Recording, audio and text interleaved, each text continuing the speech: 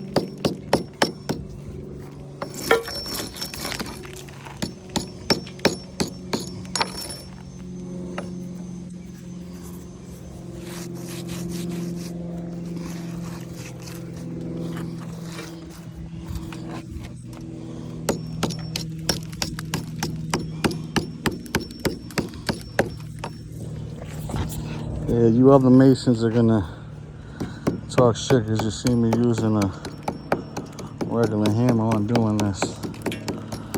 But guys are downstairs mixing mud right now.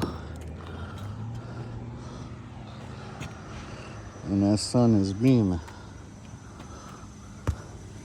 And the bucket right there. Full of the brick hammer and the trowel and all that. But I just know how to improvise. That's it. Been doing this too long. Make things happen. That's it.